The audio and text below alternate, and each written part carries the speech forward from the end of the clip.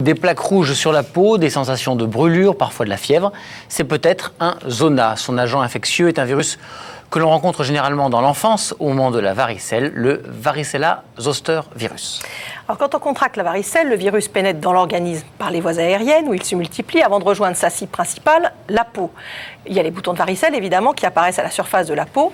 Et qu'est-ce qui se passe après? Vous allez voir tout de suite. Sur une animation que vous allez nous montrer. Voilà. Nous commenter plutôt. Je vais vous la commenter. Voilà. Alors en fait, une fois vaincus, les anticorps vont garder. Tout à l'heure, c'est un peu mal à démarrer. L'attaque en mémoire, voilà. Et parce qu'on n'attrape pas deux fois la varicelle, le virus ne va pas disparaître pour autant. Il va gagner de manière définitive. Vous voyez ici les ganglions nerveux où il va se faire oublier.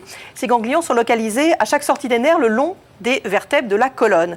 Et puis à la suite d'un stress, d'une fatigue ou d'autres causes qu'on ne connaît pas très bien, il va ressortir de ce ganglion, se réactiver, sortir du ganglion, mais au lieu de rejoindre la circulation sanguine où il sera attaqué par les anticorps, eh bien il va remonter jusqu'au niveau, le long des voies nerveuses pour aller à nouveau réinfecter le corps et la peau. Et c'est là que vont survenir donc ces signes cutanés tout à fait caractéristiques du zona, Benoît. Alors, ces caractéristiques, les voici. Ce sont des plaques rouges que vous voyez ici, sur lesquelles surgissent des petites vésicules qui sont remplies de liquide.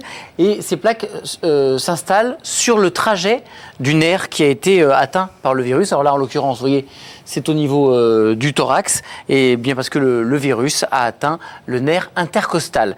Quand il touche les nerfs crâniens, les signes apparaissent dans la nuque, sur le visage, et plus rarement au niveau de l'œil. On parle alors de zona ophtalmique. On va en reparler dans quelques minutes. Oui, et puis au bout de quelques semaines, normalement, l'éruption cutanée se résorbe, mais la douleur peut persister. Et on parle de douleurs posostériennes qui peuvent parfois devenir chroniques, résistantes aux antalgiques, extrêmement créant des dépressions parfois.